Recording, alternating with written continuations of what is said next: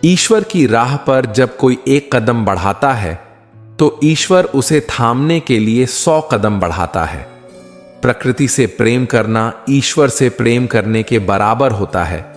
यही ईश्वर का सच्चा रूप है। जब आप एकदम अकेला महसूस करते हैं तब भी आपके साथ ईश्वर जरूर होता है। जीवन में जो भी करो पूर्ण समर्पण के साथ करो।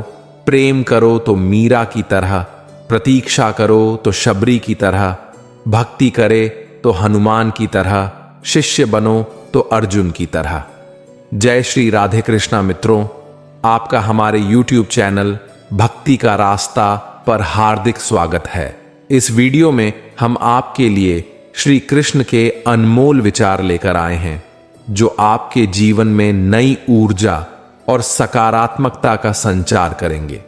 अगर आप उन विचारों को जानना चाहते हैं जो जीवन की सच्चाई को समझने में आपकी मदद करेंगे और आपके मन में शांति और आत्मविश्वास भर देंगे, तो इस वीडियो को अंत तक जरूर देखें।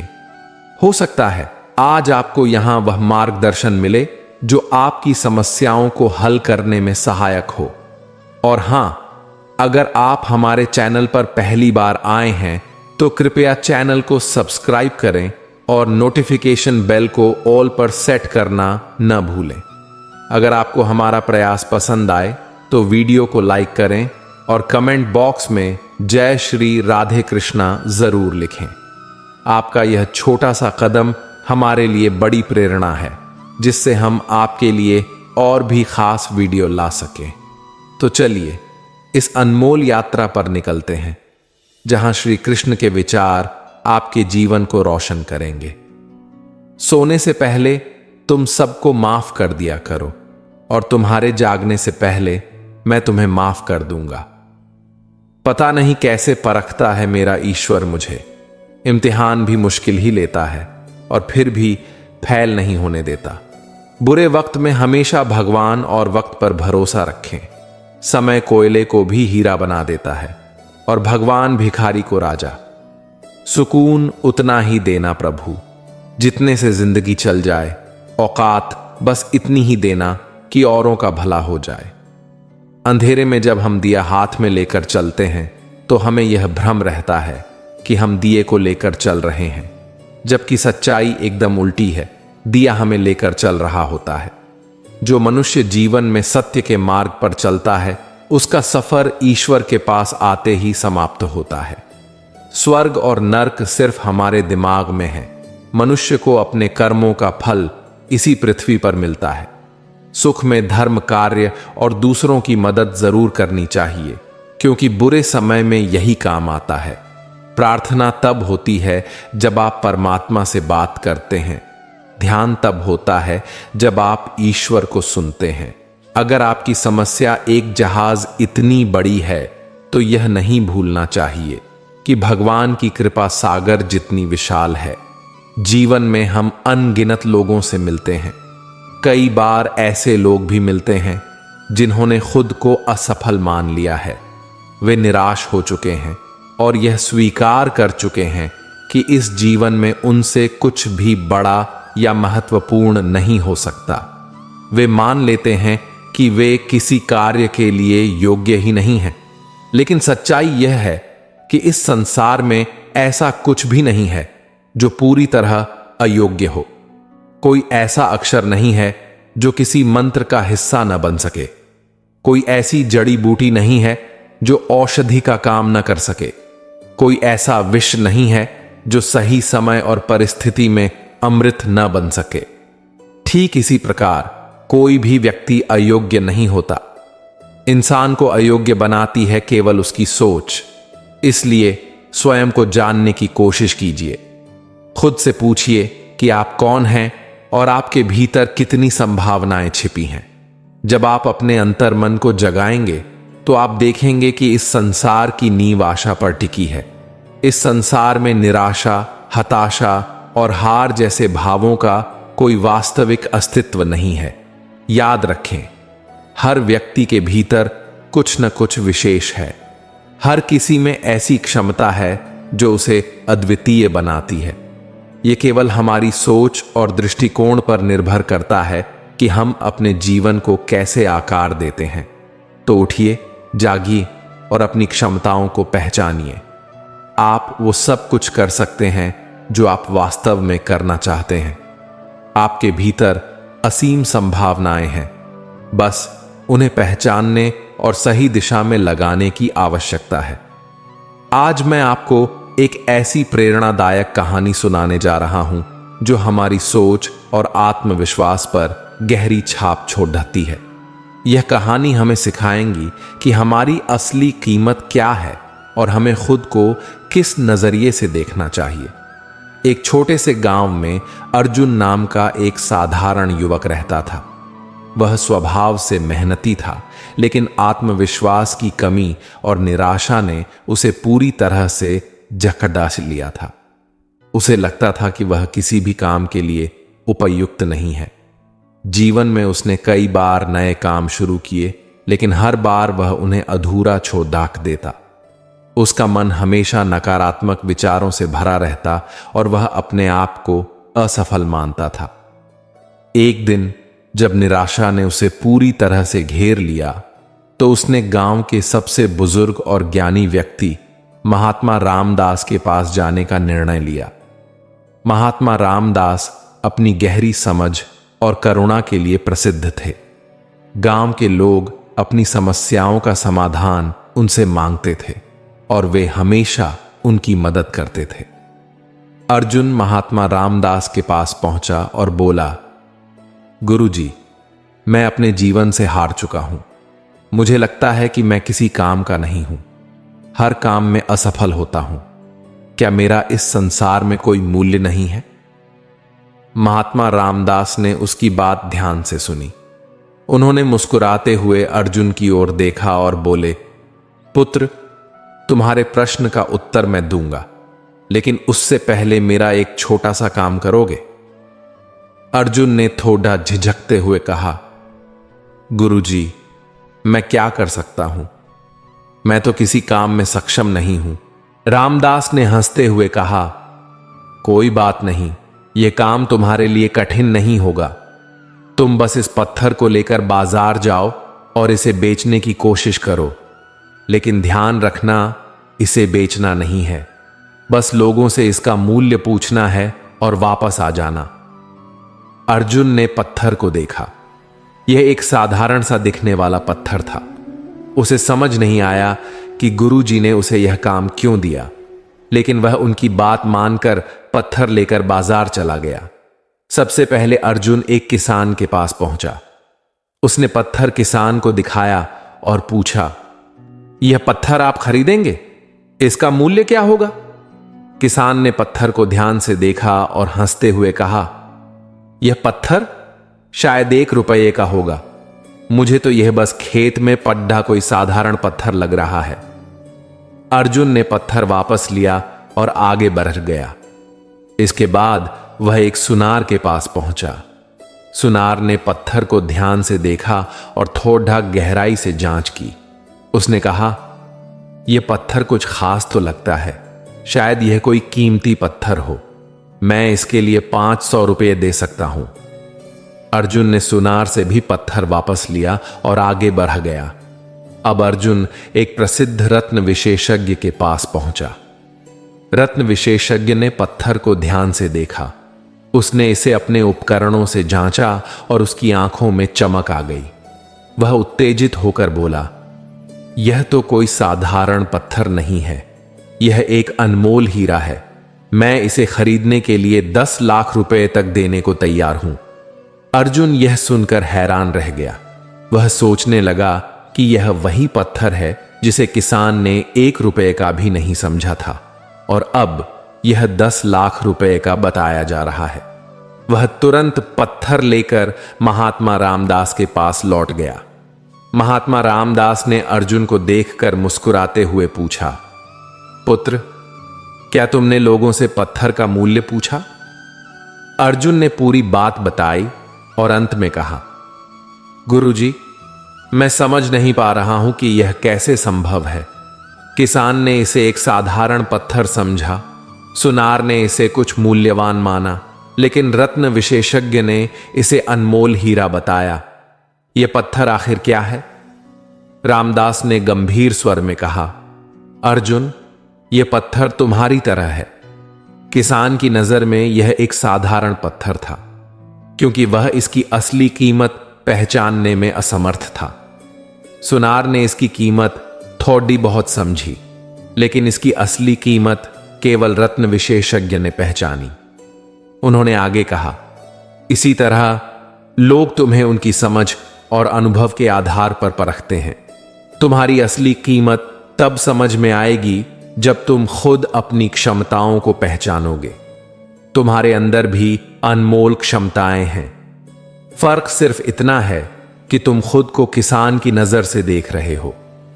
अगर तुम खुद को रत्न विशेषज्ञ की नजर से देखोगे तो जानोगे कि तुम कितने अनमोल हो। महात्मा रामदास की यह बात अर्जुन के दिल में गहराई तक उतर गई।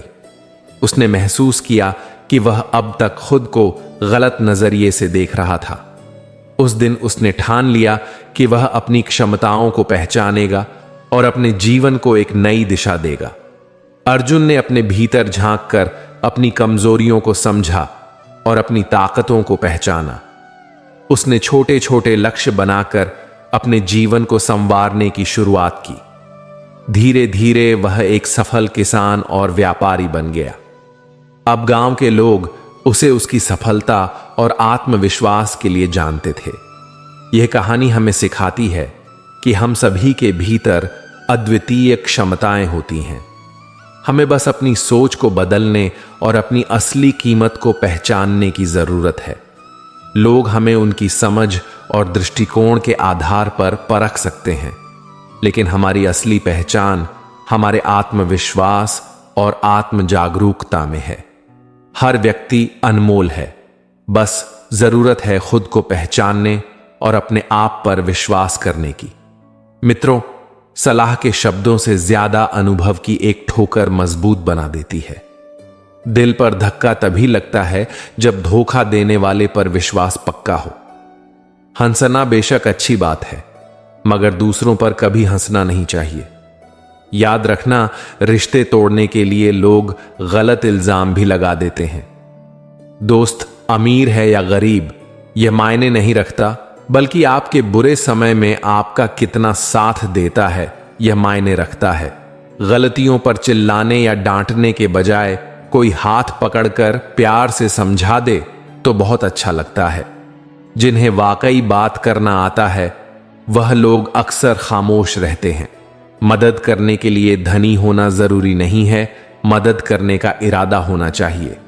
मदद एक ऐसी घटना है जिसे करो तो लोग भूल जाते हैं और ना करो तो याद रखते हैं।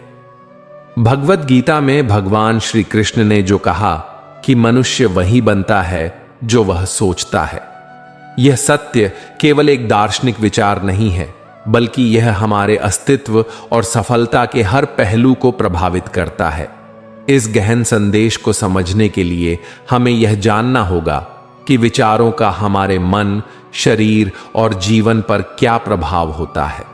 हमारा मन वह स्थान है जहां हर विचार जन्म लेता है। यह विचार ही हमारे व्यवहार और निर्णयों को दिशा देते हैं। श्री कृष्ण ने गीता में बताया है कि मन को नियंत्रित करना सबसे बड़ी साधना है। अगर मन को सही दिशा में लगाया जाए तो यह जीवन को ऊंचाई पर ले जा सकता है, लेकिन अगर मन अस्थिर हो या नकारात्मक विचारों में उलझा हो तो यह मनुष्य को पतन की ओर ले जाता है। गीता में भगवान ने कहा है कि हमारे विचार बीज की तरह होते हैं। जिस प्रकार एक बीज को जिस प्रकार की मिट्टी, पानी और धूप दी जाती है, उसी प्रकार वह बढ़ता है और फल देता है। ठीक इसी तरह हमारे विचार भी हमारे भविष्य को आकार देते हैं। यदि आप सकारात्मक विचारों का पोषण करते हैं तो आपका जीवन सकारात्मकता और सफलता से भर जाएगा। श्री कृष्ण का यह संदेश सीधे हमारे जीवन की सच्चाई से जुड़ा है। उदाहरण के लिए, यदि किसी व्यक्ति के मन में यह विचार है कि वह असफल है, तो वह कभी भी अपने जीवन में सफलता प्राप्त नहीं कर सकता। उसका यह विचार उसकी पूरी मानसिकता और कर्मों को प्रभावित करेगा। वही व्यक्ति यदि यह सोच ले कि वह योग्य है, सक्षम है और उसे सफल होना ही है, तो उसकी ऊर्जा और कार्य प्रणाली बदल जाएगी। गीता में कर्म के महत्व को भी विस्तार से समझाया गया है। भगवान श्री कृष्ण ने कहा है कि कर्म ही मनुष्य की पहचान है, लेकिन हमारा कर्म भी हमारे विचारों पर आधारित होता है।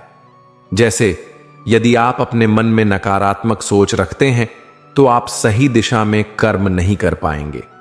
उदाहरण के लिए, यदि किसी को यह लगता है कि वह किसी काम में असफल होगा, तो वह उस काम को पूरी मेहनत और विश्वास के साथ नहीं करेगा। इसका परिणाम यह होगा कि वह सचमुच असफल हो जाएगा।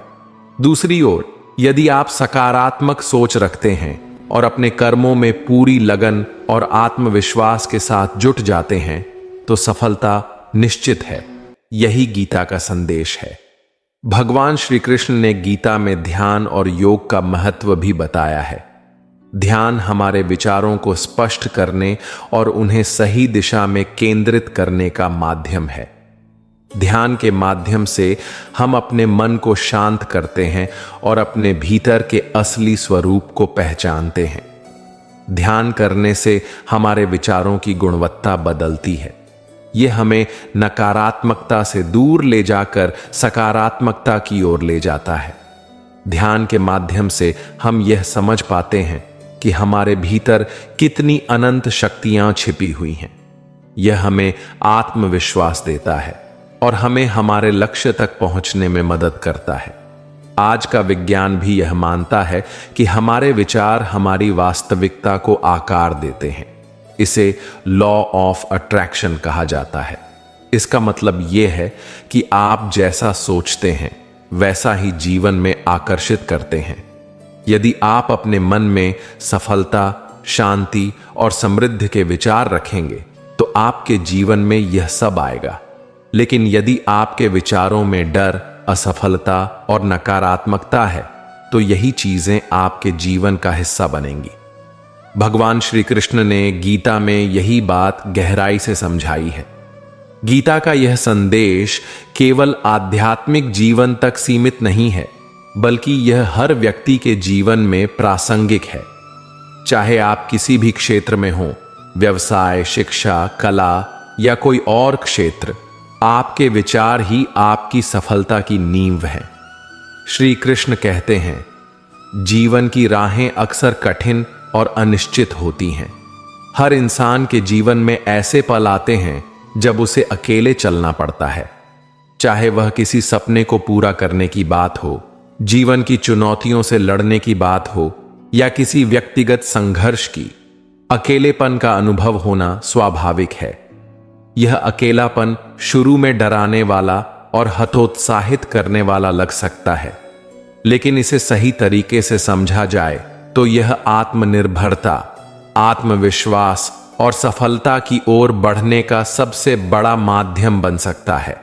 अकेले चलने का मतलब सिर्फ शारीरिक रूप से अकेले होना नहीं है, बल्कि यह भावनात्मक और मानसिक रूप से भी होता है।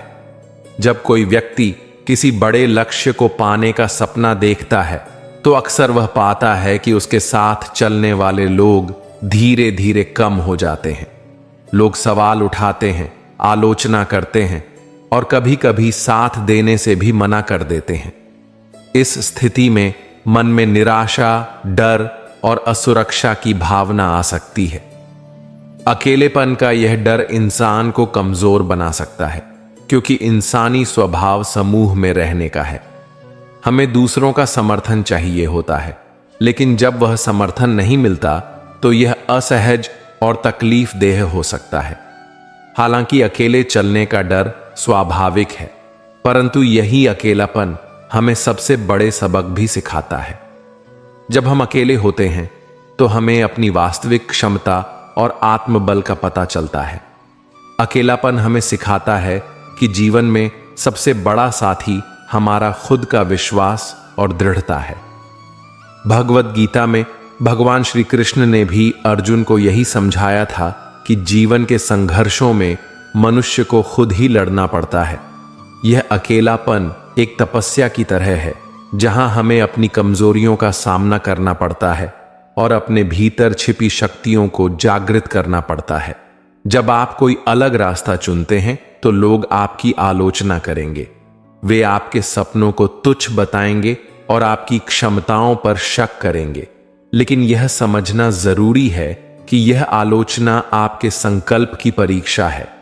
जब आप अकेले चलते हैं तो कई बार आपको खुद पर शक हो सकता है। क्या मैं सही कर रहा हूं? क्या मैं सफल हो पाऊंगा? ये सवाल बार बार मन में आते हैं। लेकिन आत्मसंदेह का सामना करना ही आत्मविश्वास को मजबूत करता है। अकेले चलने की राह में थकावट और निराशा भी आती है। कई बार ऐसा लगता है कि आपने जो प्रयास किए हैं उसका कोई परिणाम नहीं मिल रहा। लेकिन यही समय है जब आपको अपनी दृढ़ता बनाए रखनी होती है। जब आप हार नहीं मानते तो धीरे धीरे आप महसूस करेंगे कि आपके सामने आने वाली हर चुनौती आपको मजबूत बना रही है। हार न मानने का मतलब केवल चलते रहना नहीं है, बल्कि हर असफलता से सीखते हुए अपने आप को बेहतर बनाना है।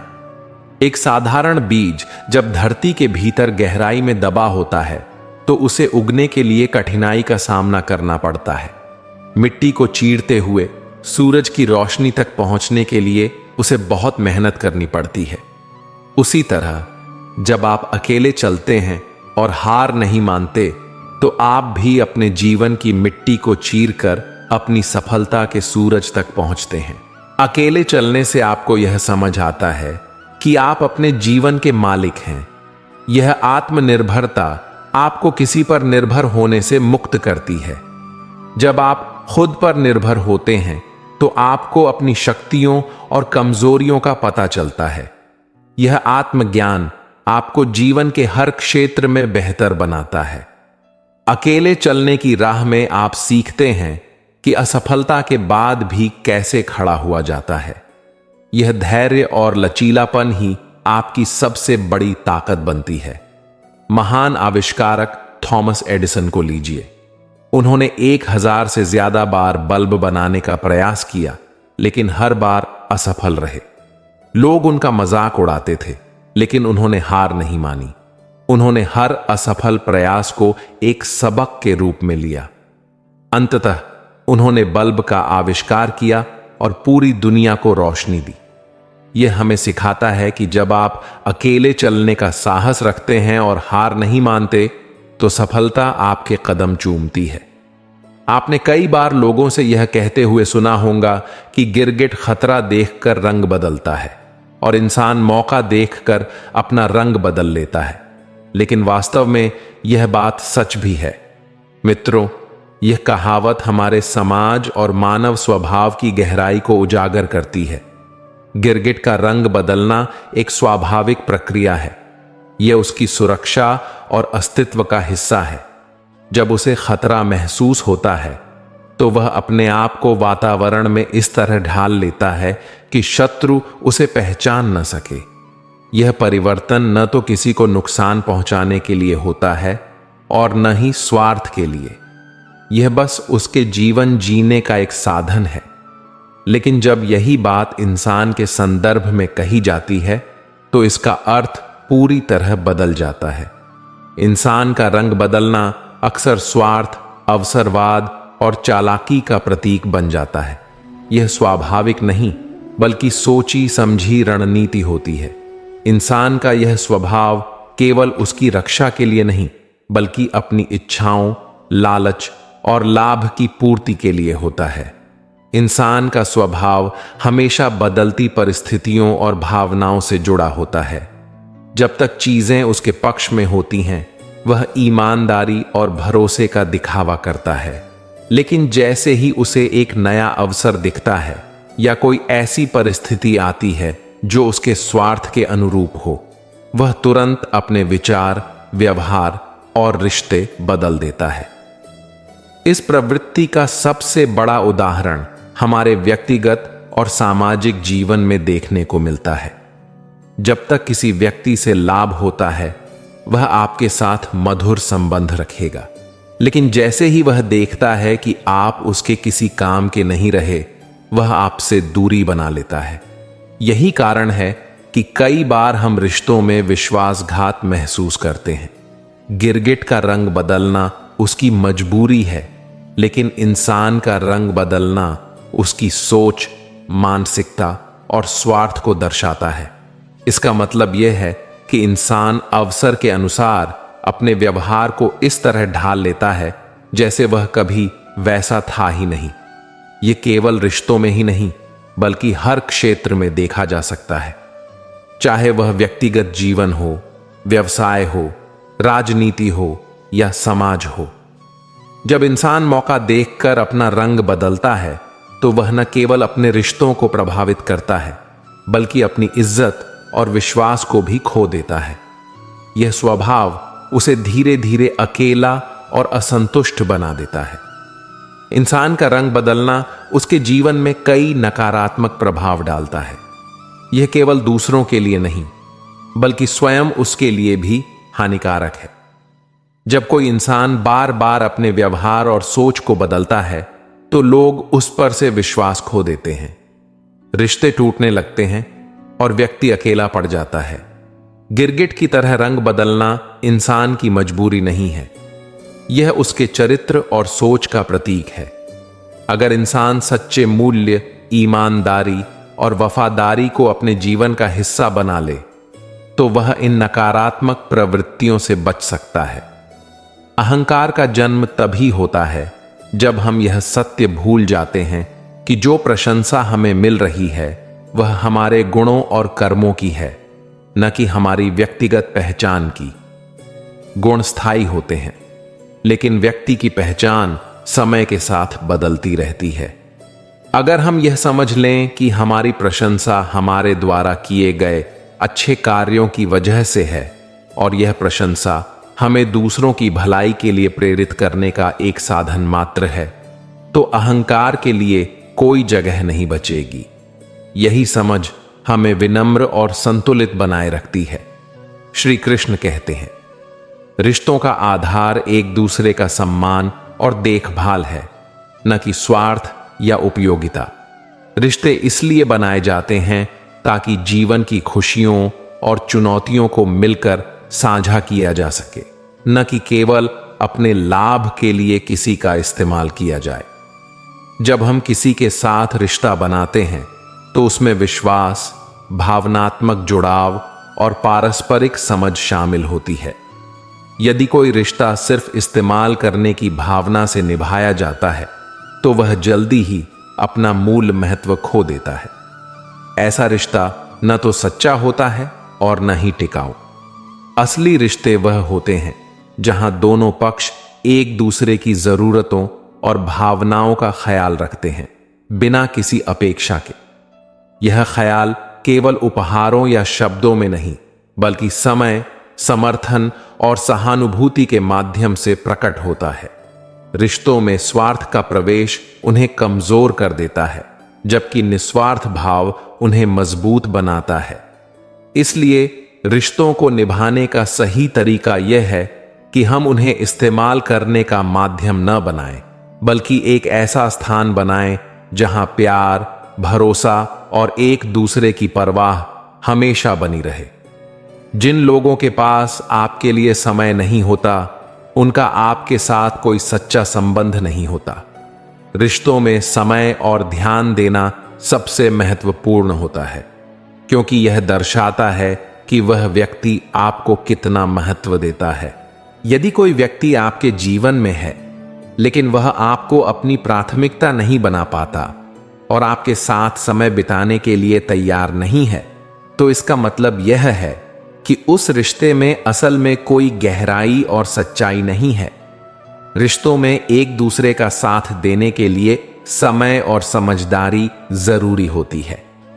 जो लोग आपकी जरूरतों और भावनाओं को समझने के लिए समय नहीं निकाल सकते, उनके लिए आपके साथ का कोई मूल्य नहीं है। इसका अर्थ यह भी है कि सिर्फ किसी का नाम रिश्ते में होना पर्याप्त नहीं होता, बल्कि उस रिश्ते में वास्तविक सामंजस्य और जुड़ाव की जरूरत होती है, जो वक्त, कोशिश और परवाह से विकसित होता है। अगर कोई आपका ख्याल रखने और आपके साथ समय बिताने के लिए तैयार नहीं है, तो वह रिश्ते की गिनती में आपका नाम नहीं जोड़ सकता, चाहे वह व्यक्ति आपके पास कितना भी हो। आंसू बहाना एक स्वाभाविक प्रतिक्रिया हो सकती है, लेकिन यह किसी समस्या का समाधान नहीं है और न ही इससे किस्मत बदलती है। केवल भावनाओं में बहकर हम अपनी स्थिति को सुधार नहीं सकते। जीवन में जो कुछ भी हम चाहते हैं या जिन परिस्थितियों को बदलना चाहते हैं, वह केवल हमारे कर्मों के माध्यम से ही संभव है। किस्मत उन्हीं का साथ देती है जो अपने प्रयासों से उसे बदलने की कोशिश करते हैं। रोना और अपनी परिस्थिति पर अफसोस करना हमें थोड़ी राहत दे सकता है, लेकिन वह हमारी चुनौतियों का हल नहीं है। इसके बजाय हमें अपने दर्द और निराशा को एक ऊर्जा में बदलकर उसे सकारात्मक दिशा में लगाना चाहिए। कर्म ही वह शक्ति है जो हमें हमारे लक्ष्य तक पहुंचाती है। हमारे कर्म न केवल हमारी परिस्थितियों को बदल सकते हैं, बल्कि हमारे भविष्य की दिशा भी तय करते हैं। कठिनाइयां सबके जीवन में आती हैं, लेकिन उनका सामना आंसुओं से नहीं, बल्कि दृढ़ संकल्प और मेहनत से किया जाता है। इसलिए जीवन में जब भी कठिन समय आए, आंसुओं में बहने के बजाय अपनी ऊर्जा को अपने कर्मों में लगाइए। यही वह मार्ग है जो आपकी किस्मत को बदल सकता है और आपको सफलता की ओर ले जा सकता है। जो लोग आपकी बुराई करते हैं, वे अक्सर अपनी सोच और समझ की सीमितता को दर्शाते हैं। ऐसे लोग छोटी छोटी बातों में उलझे रहते हैं और यही उनकी मानसिकता का परिचय है। इसलिए उनकी बातों को नजरअंदाज करना ही सही है। याद रखें, बड़े लोग छोटी बातों में नहीं उलझते। हर इंसान अपने जीवन में गलतियां करता है, लेकिन यह महत्वपूर्ण है कि उन गलतियों को खुद महसूस करें और उन्हें सुधारने का प्रयास करें। किसी की गलतियों को दूसरों से कहना व्यर्थ है, क्योंकि सुधारना उस इंसान का कर्तव्य है। यह आत्मसंवेदनशीलता और आत्मनिरीक्षण का पाठ सिखाता है। दिल, नींद और भरोसा, ये तीन चीजें अगर टूट जाएं, तो इंसान को गहरी पीड़ा देती है। टूटी हुई चीजें, चाहे वह कोई भौतिक वस्तु हो या भावनात्मक संबंध, हमेशा एक खालीपन और दुख का एहसास कराती है। खासकर शब्द और बातें जो दिल को चीर जाती हैं, उनका घाव लंबे समय तक भरता नहीं। जीवन में समस्या आपको कमजोर नहीं बनाती, बल्कि आपकी सोच उसे कैसे देखती है, यह मायने रखता है। सकारात्मक दृष्टिकोण से समस्या को देखें तो यह आपकी ताकत को उजागर करती है और आपको आत्मविश्वासी बनाती है। प्रार्थना यह एहसास दिलाती है कि भगवान की कृपा सब पर है, लेकिन केवल प्रार्थना पर निर्भर रहना पर्याप्त नहीं है। साथ ही प्रयास ऐसा करें जैसे आपकी मेहनत ही सब कुछ तय करेगी। यह दोनों का समन्वय सफलता का मूल मंत्र है। जब आप अकेले हों तो विचारों पर काबू रखना चाहिए, क्योंकि विचार ही आपके व्यक्तित्व का निर्माण करते हैं। और जब आप दूसरों के साथ हों तो अपनी जुबान पर संयम रखना जरूरी है, क्योंकि शब्दों का प्रभाव दूसरों पर गहरा पड़ता है। जब कोई इंसान रोते रोते गुस्से में सब कुछ कह देता है, तो वह अपनी सच्चाई और भावनाओं को व्यक्त कर रहा होता है। रोना और गुस्सा दोनों इंसान की भावनाओं का चरम रूप है, और ऐसे समय में वह दिल की बात कहने में झिझकता नहीं। यह सच्चाई का प्रतीक है, क्योंकि उस क्षण में कोई दिखावा या बनावट नहीं होती। श्री कृष्ण कहते हैं, जितनी ज्यादा उम्मीदें होती हैं, उतनी ही गहरी चोट लगने की संभावना रहती है। जब हम किसी से अत्यधिक लगाव रखते हैं, तो उनकी छोटी छोटी बातें भी हमें दुख पहुंचा सकती हैं। यही कारण है कि हमें दूसरों से ज्यादा उम्मीदें नहीं रखनी चाहिए, बल्कि अपनी क्षमताओं पर भरोसा करना चाहिए। शीशा गलती से टूट जाता है, जबकि रिश्ते गलत फहमी से टूटते हैं। दोनों की नाजुकता एक समान है, लेकिन उनकी देखभाल अलग होती है। जहां शीशे की सुरक्षा बाहरी होती है, वहीं रिश्ते की सुरक्षा आपसी समझ और संवाद पर निर्भर करती है। इसीलिए रिश्तों में पारदर्शिता और विश्वास बनाए रखना बेहद जरूरी है। जीवन में जहां गलती न हो, वहां झुकना आत्मसम्मान को चोट पहुंचा सकता है। इसी तरह जहां आपकी इज्जत न हो, वहां रुकना भी सही नहीं। यह हमें सिखाता है कि हमें अपने आत्मसम्मान के साथ कोई समझौता नहीं करना चाहिए। अकेले चलने की आदत डालनी चाहिए, क्योंकि किसी भी सहारे की सच्चाई समय के साथ सामने आ जाती है। सहारा कितना भी मजबूत या सच्चा क्यों ना हो, वह हमेशा के लिए स्थायी नहीं रहता। अकेले चलने से आत्मनिर्भरता बढ़ती है और आत्मविश्वास मजबूत होता है। जीवन में अधिकांश दुख गलत लोगों से उम्मीदें रखने के कारण आते हैं। जब हम दूसरों पर निर्भर रहते हैं, तो उनके न निभाने पर हमें गहरा दुख होता है। इसलिए उम्मीद हमेशा अपनी मेहनत और काबिलियत से करनी चाहिए। जब अंधेरा हो, तो हमारी परछाई भी हमारा साथ नहीं देती। यह सिखाता है कि कठिन समय में दूसरों से उम्मीद करना निरर्थक है। ऐसे समय में केवल आत्मबल और आत्मनिर्भरता ही सहारा बनते हैं। जो लोग केवल इंतजार करते हैं, उन्हें उतना ही मिलता है जितना कोशिश करने वाले छोड़ देते हैं। यह बताता है कि सफलता केवल प्रयास और कड़ी मेहनत से ही हासिल होती है। इंतजार केवल समय की बर्बादी है। जब आप खुद को पहचानने और समझने लगते हैं, तब दुनिया भी आपको पहचानने लगती है। जीने का सही तरीका यह है कि जो आपको न समझे, उसे नजरअंदाज करे। दूसरों की स्वीकृति पर निर्भर रहना जीवन को कठिन बना सकता है। जीवन में किसी की कदर करनी हो तो जीते जी करें, क्योंकि मृत्यु के बाद नफरत करने वाले भी तारीफ कर देते हैं। माफी मांगना और माफ करना एक बड़ी ताकत है। यह कमजोरी नहीं, बल्कि आत्मबल का प्रतीक है। केवल वही माफी दे सकता है जो अंदर से मजबूत हो। कमजोर लोग केवल बदले की आग में जलते रहते हैं। श्री कृष्ण कहते हैं कि जो कुछ भी हम दूसरों को देंगे, वही लौटकर हमारे पास आएगा। यह जीवन का कर्म सिद्धांत है।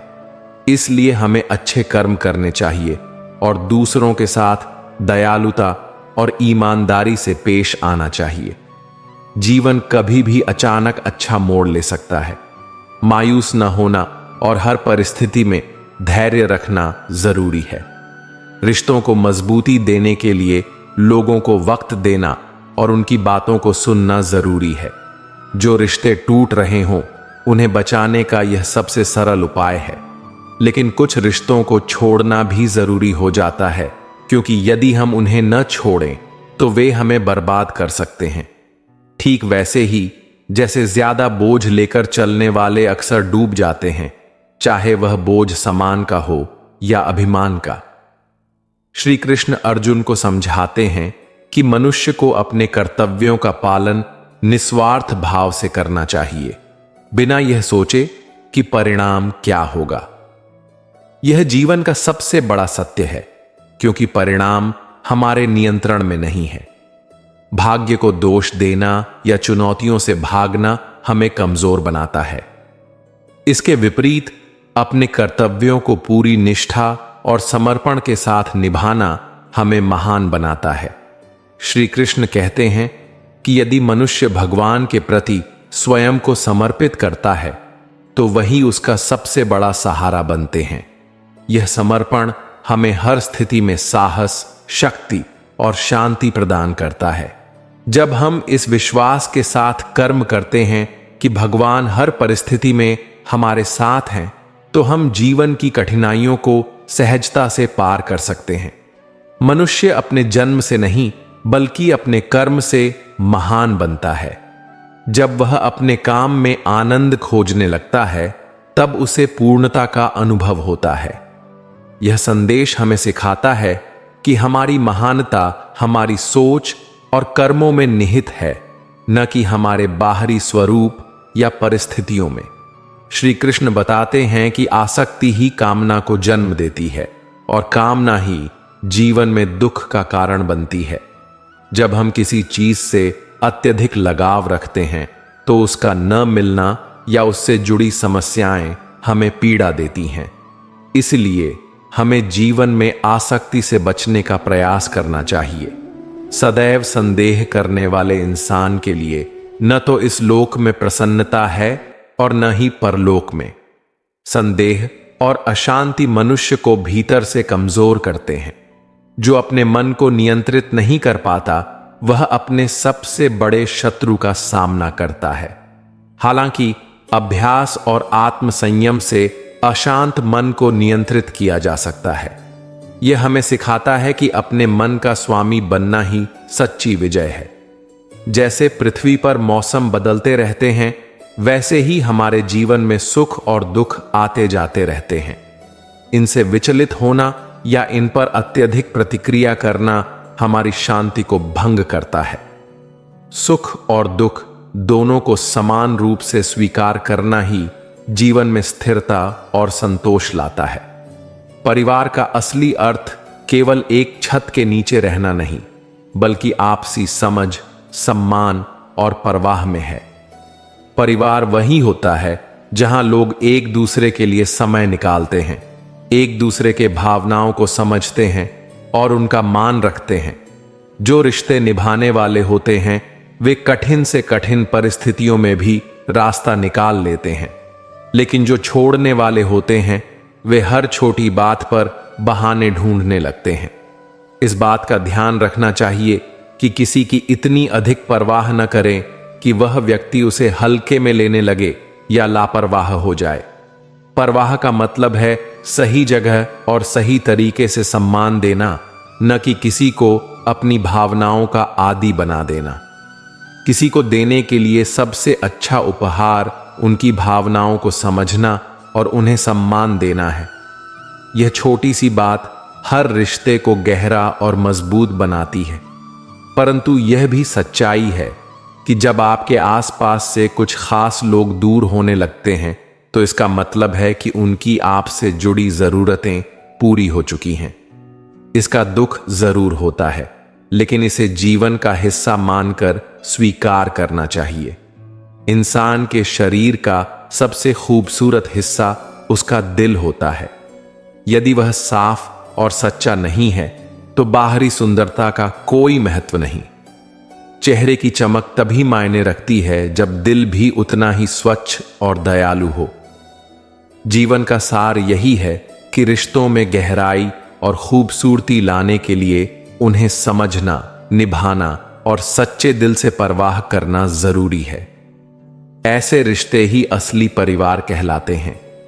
श्री कृष्ण कहते हैं, किसी का दिल दुखा कर कभी अपने लिए खुशियों की उम्मीद मत रखना। हमेशा दूसरों से ज्यादा स्वयं से उम्मीद रखिए, क्योंकि दूसरों से उम्मीदें बहुत दुख देती हैं, जबकि स्वयं से उम्मीद बहुत कुछ प्रेरित करती है। हर एक मनुष्य की सफलता उसके अंदर के काम करने की क्षमता में छुपी होती है और इसका जड़ व्यक्ति के मन में होता है। यदि हम अपने जीवन में सफल होने की कामना करते हैं तो सबसे पहले हमको अपने दिमाग को उसके लिए तैयार करना होगा। जिंदगी की सबसे बड़ी सीख अक्सर हमारी गलतियों से ही मिलती है। पहली गलती, हर किसी पर जल्दी भरोसा करना, यह सिखाती है कि भरोसे के लिए वक्त और परख की जरूरत होती है।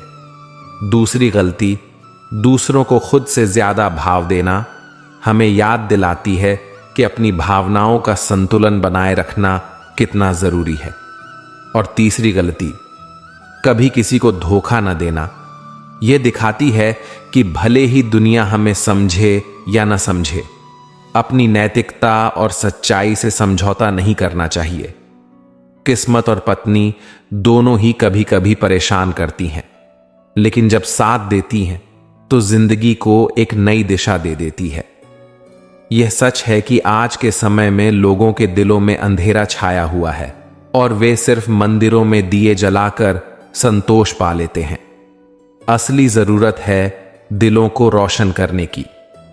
रिश्ते चाहे दोस्ती के हों या परिवार के, उनके गलत इस्तेमाल से बचना चाहिए, क्योंकि अच्छे लोग बार बार नहीं आते। प्रेम सिर्फ अपने काम और ईश्वर से करना चाहिए, क्योंकि ये दोनों कभी धोखा नहीं देते। जीवन में जो स्थायित्व और संतोष चाहिए वह इन्हीं से मिलता है। गरीबी को देखकर किसी से रिश्ता तोड़ना इंसानियत के खिलाफ है। गरीबों के घर पर जो मान सम्मान और सच्चाई मिलती है वह अमीरों के घर की चकाचौंध में नहीं मिल सकती।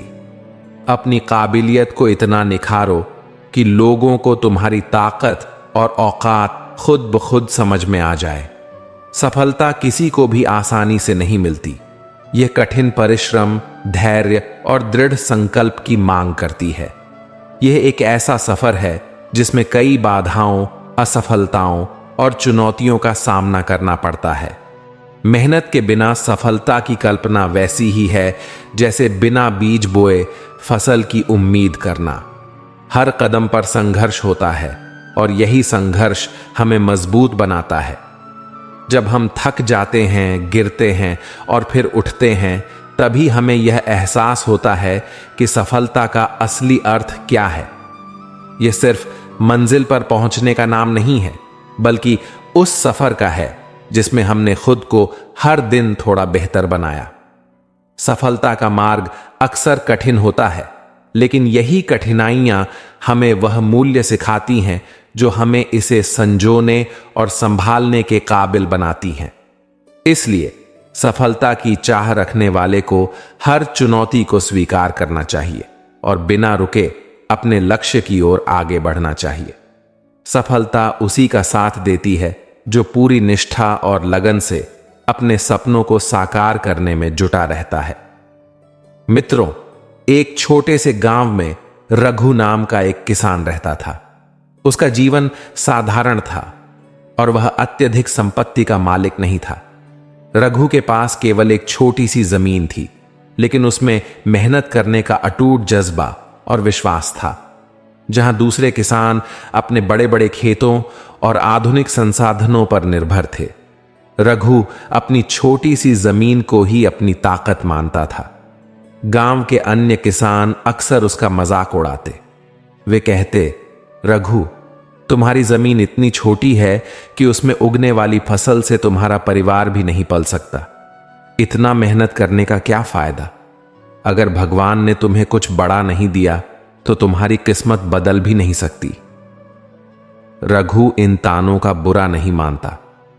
वह हमेशा मुस्कुराकर जवाब देता, भगवान मेहनत करने वालों का साथ देता है। अगर मैं सच्चे दिल से कोशिश करूंगा तो मेरी मेहनत का फल जरूर मिलेगा। छोटी जमीन का मतलब यह नहीं कि मैं बड़ा सपना नहीं देख सकता। रघु हर सुबह सूरज उगने से पहले उठता। वह अपनी जमीन पर जाता, मिट्टी को छूता और कहता, तुम्हारे सहारे ही मेरा परिवार खाता है। तुम्हारा ध्यान रखना मेरा धर्म है। वह दिन भर खेत में काम करता। गर्मी की तपती धूप हो, सर्दी की ठंडी हवाएं या बारिश की बूंदें, रघु कभी पीछे नहीं हटता। वह अपने खेत की हर जरूरत का ध्यान रखता। उसने अपनी जमीन को अच्छे से जोता, बेहतरीन बीज डाले और पौधों की देखभाल में कोई कसर नहीं छोड़ी। रघु ने यह मान लिया था कि अगर उसे सफलता चाहिए तो उसे हर दिन अपनी पूरी ताकत लगानी होगी। कुछ महीनों की मेहनत के बाद जब फसल बढ़ने लगी तो रघु के चेहरे पर संतोष की झलक दिखने लगी। वह खुश था कि उसकी मेहनत रंग ला रही है, लेकिन नियति को कुछ और ही मंजूर था। एक दिन अचानक गांव में तेज तूफान आया। आसमान में काले बादल छा गए और हवाएं इतनी तेज थीं कि पेड़ उखड़ने लगे। तूफान के साथ आई तेज बारिश ने रघु की फसल को पूरी तरह बर्बाद कर दिया। जब तूफान थमा तो रघु ने देखा कि उसकी मेहनत मिट्टी में मिल गई थी। उसके खेत में उग रही फसल अब कीचड़ में दब चुकी थी। गांव के लोग उसके पास आए और बोले, देखा, हमने कहा था ना कि इतनी मेहनत करने का कोई फायदा नहीं। किस्मत ही खराब हो तो मेहनत से क्या होगा। रघु ने उनकी बातों को ध्यान से सुना। लेकिन उसकी आंखों में न हार थी न गुस्सा। उसने शांत स्वर में कहा, तूफान मेरी मेहनत को मिटा सकता है, लेकिन मेरे हौसले को नहीं। मैं फिर से शुरुआत करूंगा। रघु ने अपनी जमीन को फिर से जोता। इस बार उसने पहले से बेहतर तैयारी की। उसने मिट्टी की गुणवत्ता को सुधारने के लिए गांव के बुजुर्गों से सलाह ली। उसने अच्छे बीज खरीदे और अपनी जमीन पर हर दिन और अधिक मेहनत करने लगा। वह दिन रात अपने खेत की देखभाल करता। गांव के लोग उसे देखकर हैरान थे। वे कहते, रघु पागल हो गया है। तूफान ने उसकी फसल ले ली, लेकिन वह अब भी उसी जमीन पर मेहनत कर रहा है। रघु ने उनकी बातों पर ध्यान नहीं दिया। वह जानता था कि उसके पास समय बर्बाद करने का समय नहीं है। उसकी मेहनत और विश्वास उसके सबसे बड़े साथी थे। महीनों की कड़ी मेहनत के बाद रघु की फसल फिर से तैयार होने लगी। इस बार उसकी फसल पहले से भी बेहतर थी। पौधे इतने हरे भरे थे कि देखने वालों की आंखें चौंधिया जाएं। जब फसल कटाई के लिए तैयार हुई तो गांव के लोग उसकी जमीन देखकर दंग रह गए। रघु की छोटी सी जमीन पर इतनी उपज हुई कि उसने गांव के बाकी किसानों को भी पीछे छोड़ दिया। जब वह अपनी फसल को बाजार ले गया तो उसे बहुत अच्छा दाम मिला। रघु की मेहनत रंग लाई और उसने अपनी जिंदगी को अपने दम पर बदल दिया। जब गांव के लोग रघु की सफलता देख रहे थे तो वे उससे प्रेरणा लेने आए। उन्होंने पूछा, रघु, यह चमत्कार कैसे हुआ? तूफान के बाद भी तुमने कैसे यह सब कर दिखाया? रघु ने मुस्कुराते हुए कहा, यह चमत्कार नहीं, बल्कि मेहनत और विश्वास का नतीजा है। अगर मैं पहले हार मान लेता तो आज यह दिन नहीं देख पाता। जीवन में मुश्किलें तो हर किसी के सामने आती हैं, लेकिन उन्हें पार करके ही इंसान अपनी किस्मत खुद बनाता है। रघु की कहानी ने पूरे गांव को प्रेरित किया। अब गांव के किसान भी रघु की तरह मेहनत करने लगे। उन्होंने यह समझ लिया कि बड़ी जमीन या संसाधन ही सफलता का पैमाना नहीं होते। असली सफलता उस मेहनत में है जो हम अपने सपनों को पूरा करने के लिए करते हैं। कुछ वर्षों में वह गांव समृद्धि का प्रतीक बन गया। रघु की प्रेरणा और उदाहरण ने गांव के हर व्यक्ति को अपने जीवन को बेहतर बनाने की ताकत दी। रघु की कहानी हमें यह सिखाती है कि सफलता का मार्ग कठिन होता है, लेकिन सच्ची मेहनत और अटूट विश्वास से हर मुश्किल पार की जा सकती है। जीवन में चुनौतियां और असफलताएं आएंगी, लेकिन जो इंसान अपने लक्ष्य से डिगे बिना मेहनत करता है वही अंततः सफलता का स्वाद चखता है। कठिन परिश्रम से मिली सफलता का आनंद ही सबसे मीठा होता है। यह कहानी हमें यह भी बताती है कि असफलता केवल एक पड़ाव है, न कि अंत। अगर हम अपने विश्वास और मेहनत को नहीं छोड़ते तो हम किसी भी परिस्थिति को बदल सकते हैं। जीवन में गिरने का मतलब हार नहीं, बल्कि और मजबूती से उठने का मौका है। जीवन में संकट हमें कई गहरी सीख देकर जाता है, लेकिन यदि हम संकट के गुजर जाने के बाद उसकी सीखों को भूल जाते हैं तो यह हमारी सबसे बड़ी भूल साबित होती है। हर कठिन समय में हमारे साथ खड़े रहने वाले और उस समय हमें अकेला छोड़ देने वाले दोनों की पहचान होती है। संकट ही वह पल होता है जब सच्चे मित्र और साथी की असली परख होती है। जो व्यक्ति मुसीबत में साथ छोड़ दे वह भरोसे के योग्य नहीं हो सकता। हमें यह समझना चाहिए कि हमारे पास केवल वही समय है जिसे हम अब भी जी रहे हैं। न तो बीते समय को बदला जा सकता है और न ही भविष्य को पूरी तरह नियंत्रित किया जा सकता है। इसीलिए हर पल को पूरी चेतना और समझदारी के साथ जीना चाहिए। जीवन में चिंता को त्याग कर चिंतन की ओर बढ़ना आवश्यक है, क्योंकि चिंता केवल हमें कमजोर करती है, जबकि चिंतन हमें समाधान की ओर ले जाता है। गुस्सा एक ऐसा भाव है जो हमारी समझदारी को क्षण भर में नष्ट कर सकता है। गुस्से में बोले गए शब्द इतने जहरीले हो सकते हैं कि वे हमारी सैकड़ों अच्छी बातों को मिटा देते हैं और हमारे रिश्तों में दरार डाल देते हैं। इसलिए हमें अपने शब्दों और भावनाओं पर नियंत्रण रखना चाहिए, खासकर जब हम क्रोधित हों। आलस्य एक ऐसी आदत है जो अगर समय रहते नियंत्रित न की जाए तो हमारी प्रगति और जीवन को धीरे धीरे बर्बाद कर सकती है। यह एक अदृश्य शत्रु की तरह है जो हमारे सपनों और लक्ष्यों को समाप्त कर देता है। इसलिए इसे आज और अभी दूर करना अनिवार्य है। ईश्वर ने हमें जो कुछ भी दिया है वह हमारे लिए पर्याप्त है।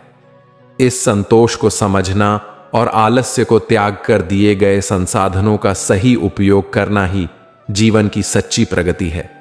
यह भी सत्य है कि इस संसार में हर व्यक्ति को किसी न किसी प्रकार की निर्बलता का सामना करना पड़ता है, परंतु इन कमजोरियों का सामना करते हुए अपने जीवन को ऊंचाइयों पर ले जाना ही वास्तविक ताकत है।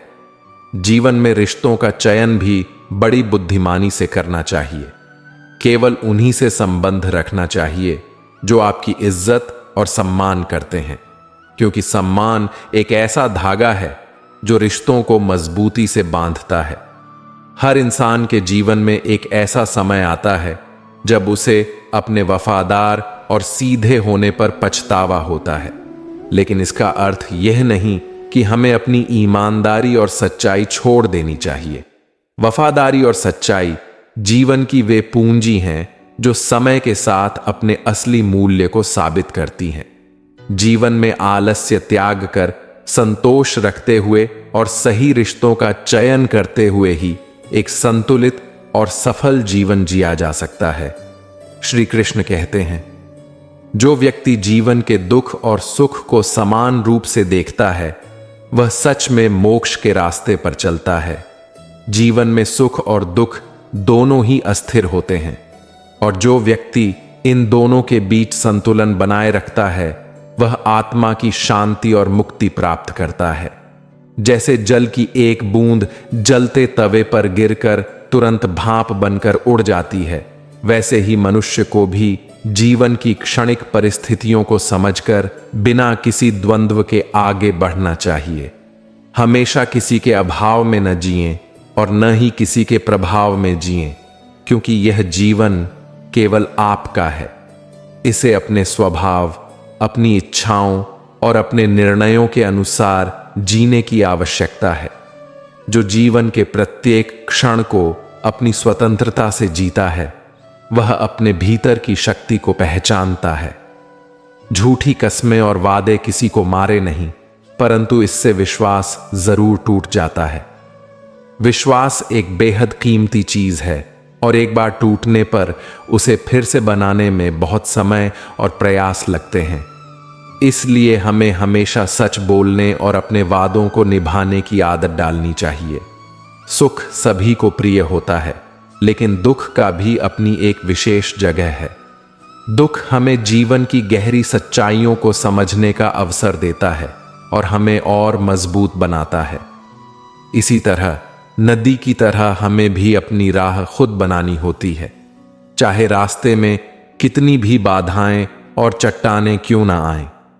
हमारी संघर्षशीलता और आत्मविश्वास ही हमें मंजिल तक पहुंचाते हैं।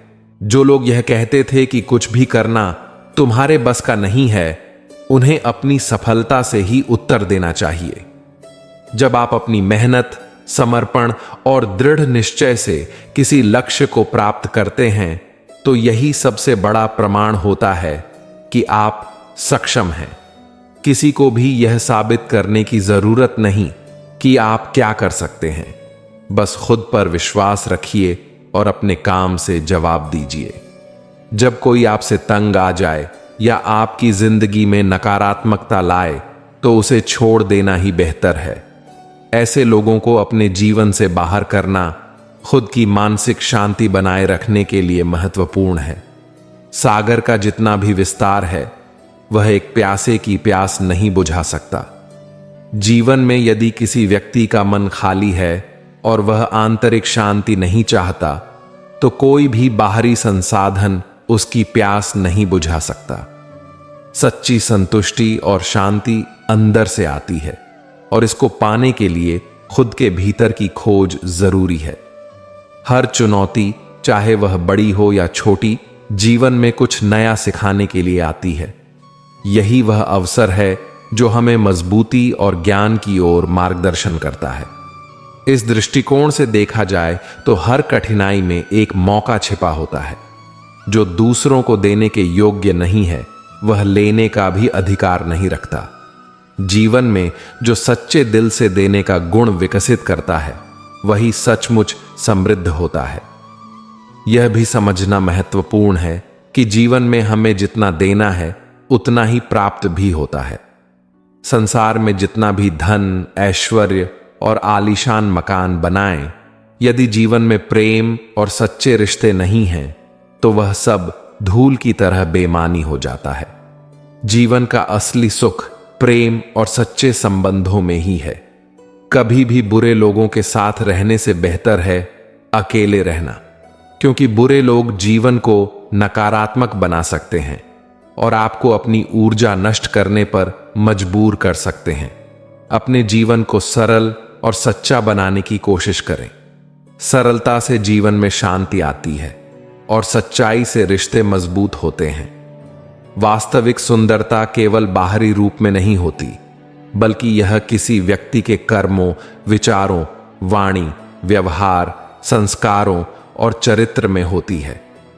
एक सुंदर व्यक्ति वह होता है जो अपने आंतरिक गुणों से चमकता है और समाज में अच्छे संस्कारों और सकारात्मक प्रभाव के साथ रहता है।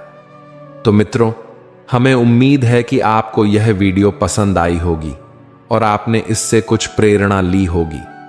आपसे फिर मिलेंगे एक नई प्रेरणादायी वीडियो के साथ। तब तक आप अपना ध्यान रखें और हमेशा मुस्कुराते रहें। जय श्री कृष्ण। राधे राधे।